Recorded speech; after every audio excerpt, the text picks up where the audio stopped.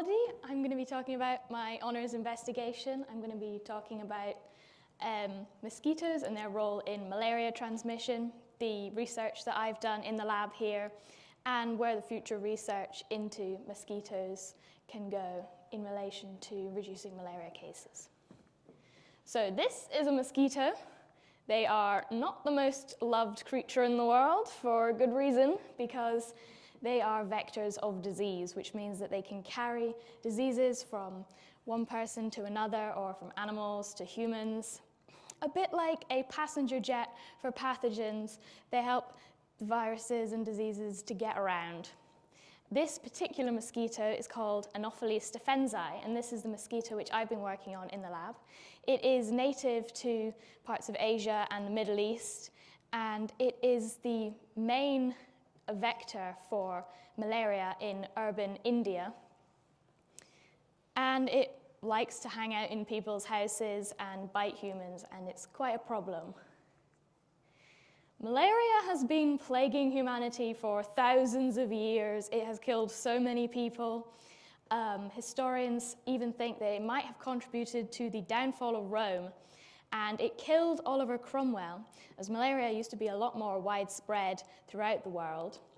In 2023, 263 million people contracted malaria, of which over 1 million people died, which is a lot more than the entire population of Iceland, just to give you a reference. And that's every year. So many people are dying, mostly in Africa, because malaria has been reduced to mostly just in Africa these days. Through a lot of effort, other countries have been eradicating it throughout history. And it mostly affects young children under 5 years old who don't have as good an immune system. As you can see, most of the deaths are young children under 5. Now, at the top here, we've got the life cycle of a mosquito. A female mosquito will come down to the water and she'll lay hundreds of eggs, which float on top of the water for a few days until they hatch into larvae. The larvae swim around in the water for several weeks before they turn into pupae, which is them preparing to turn into an adult. That lasts for a few days, and they emerge as an adult. Now we've got our adult mosquito here. When they first emerge fresh out of the water and they fly away, they don't have any diseases. The parasite which causes malaria is found inside people's bloodstreams. So if a mosquito bites someone or an animal who is infected with the malaria parasite, it will then contract the malaria parasite, and the malaria will go into the mosquito's gut. Now, it takes this parasite at least 10 days to develop and mature inside the mosquito's gut in order for it to become infectious. So if the mosquito bites another person in less than 10 days after they've contracted the disease, then it won't pass on malaria. But if it has been 10 days and it bites someone else, they will then become infected themselves. And the parasite will go from the mosquito's gut into the person's blood, where it will then actually travel to the liver to complete its life cycle, where it will go back into the blood to be picked up by another mosquito. Now, this Anopheles stephensi mosquito, which, as I mentioned, is native to parts of Asia and India, it is the main malaria vector in India, has been traveling ever since it was first detected in 2012 in Djibouti. It has been spreading all across Africa at quite a rapid pace, only just recently picked up a few years ago in Ghana, and it will probably continue to spread, which is a real big problem because it is very well adapted to urban environments. It's from India, it's been adapting in Indian cities, which is unlike the other malaria vectors in Africa. The other native African mosquito species do not do well in urban environments, which is why historically in Africa, malaria has been associated with rural places, because that's where the native mosquitoes survive and thrive and pass on the malaria. However, this mosquito is coming in, it's urban adapted, and it could seriously increase malaria cases in African cities. Some estimates say it could increase malaria cases by up to 50% in, for example, Ethiopia. Now, what exactly does it mean by urban adapted? It's urban adapted mostly because the larvae they can survive in artificial water sources, such as these listed pots, buckets, tanks, things which are usually found around human settlements. People leave out still lying water, which is the perfect place for the larvae to live. And the other native African species are not as good at surviving inside these pots, but for some reason this mosquito is well adapted to it, and this is why it can thrive in cities, which is why the World Health Organization has named this mosquito, Anopheles stephensi, as a threat to global malaria eradication efforts. And they recommend more research and collaboration to understand the biology of this mosquito so that we can work together to come up with solutions to control its spread. Which is where my research project came in, to study the lifespan of the mosquito. It's important to know how long mosquitoes can live, because of that incubation period, they've got to be at least 10 days old in order to transmit malaria. And the longer they live after 10 days, the longer they have to transmit malaria. So it's quite important to know how long they live.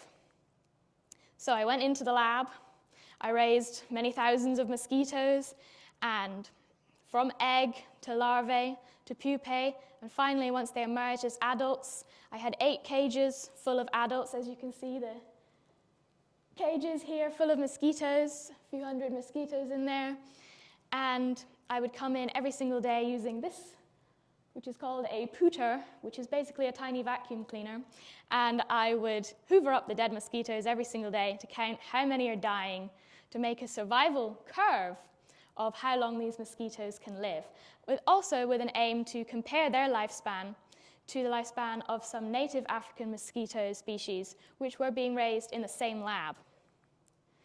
So I came up with this survival curve. As you can see them here, start off on day 1 with them all alive, and then they slowly die.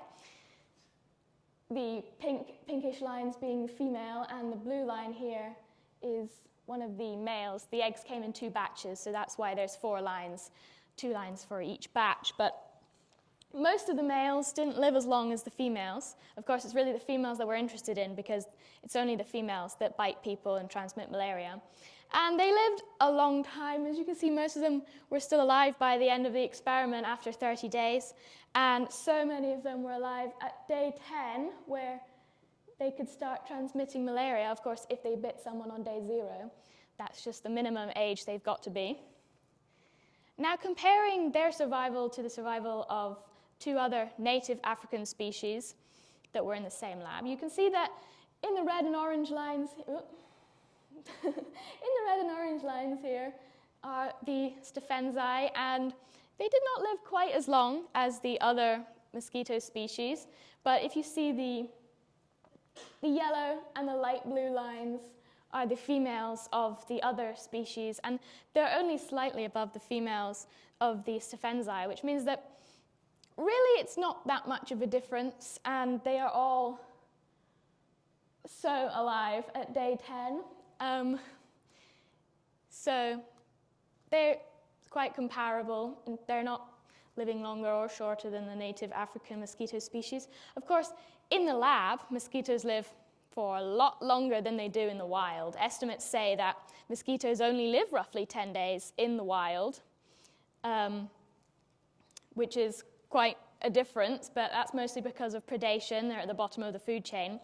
So it's important to know how long mosquitoes live in the wild. But of course, when they're in the wild, you can't get them into the lab and count when they die. So you need a technology where you can sample a wild mosquito and find out how long it lives, which is what my research team that I was working with are also working on, using this infrared laser beam machine, which can calculate the age of a mosquito using firing a laser through the mosquito to create an absorbance spectrum, which looks at its chemical composition. And then when you use AI and machine learning to look at the chemical composition of the mosquito, you can estimate how old the mosquito is, which is very important for understanding the age demographics of mosquitoes in the wild, which will be important for future research. So to summarize, the Anopheles stephensi mosquito in the lab can live just as long as the other ones, which suggests that it just lives as long as the native African mosquitoes, which is interesting to know. And next steps for this research will be to use techniques such as the infrared spectroscopy or possibly PCR, but infrared spectroscopy is a new one, which is quite promising to understand the age demographics in the wild in order to know how many mosquitoes are transmitting malaria and understand their biology better in order to create new solutions for eradicating malaria and possibly solutions such as reducing the lifespan of a mosquito, because even a slight reduction in the lifespan of a mosquito can significantly reduce its ability to transmit malaria. Finally, I would just like to thank all the people that contributed to my project, my supervisor, Francesco Baldini, here at the university. They're doing great research. And I've got some QR codes here, the WHO publication, which is quite an easy read with lots of nice figures, and then a scientific article, which is a good jumping off point if you want to learn more. So thank you for listening, and any questions?